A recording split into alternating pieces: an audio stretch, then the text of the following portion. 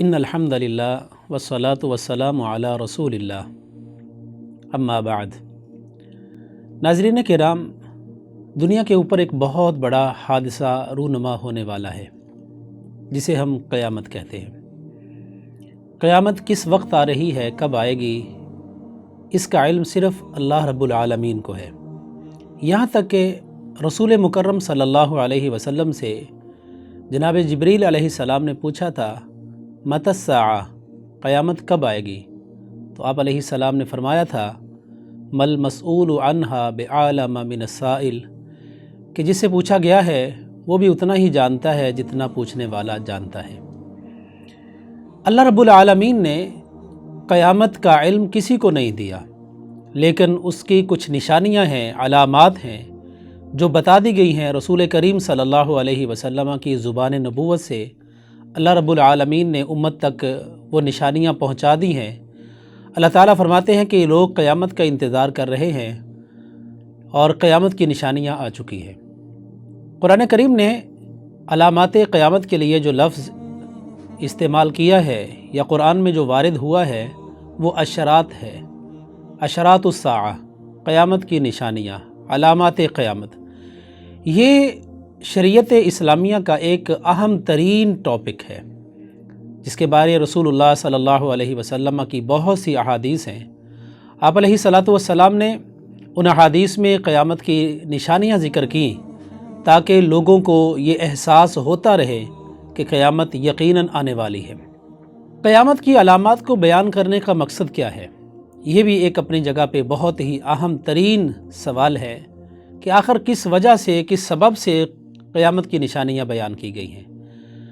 تو سامعین کرام، آپ نے کبھی ایسا سنا اور دیکھا نہیں ہوگا کہ چلچلاتی دھوپ ہو، آسمان پر کوئی ایک بھی بادل کا ٹکڑا نہ ہو اور اچانک سے بارش شروع ہو جائے۔ ایسا کبھی نہیں ہوا، بلکہ ہوتا یوں ہے کہ بارش آنے سے پہلے اس کی نشانیاں ہمیں نظر آتی ہیں، ہوائیں چلتی ہیں، کم از کم بادل آتے ہیں اور جو اس بات کی غمازی کرتے ہیں کہ اب بارش آنے والی ہے۔ اسی طرح سے قیامت روئے زمین پر پیش آنے والا ایک بہت بڑا حادثہ ہے کہ جس کے ساتھ ہی دنیا کا نظام ختم ہو جائے گا اور آخرت کا سلسلہ شروع ہو جائے گا۔ اس لیے اللہ رب العالمین نے کچھ ایسی نشانیاں رکھ دی ہیں کہ جنہیں دیکھ کر لوگوں کو احساس ہوتا رہے کہ یہ قیامت کی نشانی ہے، لہذا قیامت بھی آ رہی ہے۔ اور قیامت کا آنا یقینی ہے، لیکن اس کا علم اللہ تعالیٰ نے کسی کو نہیں دیا۔ اور دوسری بات یہ ہے، جیسے صحیح ابن حبان میں ایک روایت ہے، نبی کریم صلی اللہ علیہ وسلم نے فرمایا لیس الخبر کالمعاینہ، جو چیز سنی ہو اور جو چیز دیکھی ہو، ان دونوں آدمیوں کے احساسات برابر نہیں ہو سکتے۔ سنی اور دیکھی چیز برابر نہیں ہے۔ اگر کسی آدمی نے کوئی حادثہ اپنی آنکھوں سے دیکھا ہو تو جس طرح سے اس حادثے کا خوفناک ہونا، اس کی ہولناکی وہ شخص بیان کر سکتا ہے تو محض اس واقعہ کے متعلق سننے والا شخص بیان نہیں کر سکتا۔ پھر اس حدیث میں رسول کریم صلی اللہ علیہ وسلم نے یہ بھی فرمایا کہ اللہ تعالیٰ نے موسیٰ علیہ السلام کو بتا دیا کہ آپ کی قوم نے آپ کے آنے کے بعد بچڑے کی پوجا شروع کر دی ہے۔ تو جناب موسیٰ علیہ السلام نے وہ تختیاں جن کے اوپر تورات لکھی ہوئی تھی وہ نہیں پھینکی، اور جیسے ہی موسیٰ علیہ السلام نے اپنی قوم کو شرک کی دلدل میں پھنسے ہوئے دیکھا اور دیکھا کہ وہ معبود برحق کو چھوڑ کے ایک بچھڑے کی پوجا کر رہے ہیں، تو دیکھنے کے بعد ان کے احساسات کیسے تھے کہ انہوں نے وہ تختیاں پھینک دی۔ اس لیے آپ علیہ السلام نے فرمایا لیس الخبر کالمعاینہ۔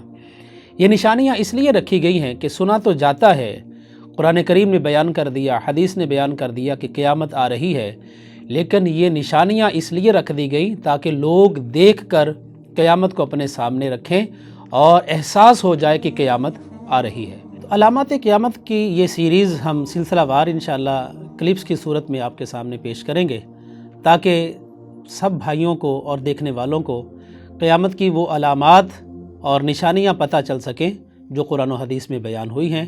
اس لیے یہ سیریز نہد اسٹوڈیو سے آپ ضرور دیکھتے رہیے گا۔ جزاکم اللہ خیرہ۔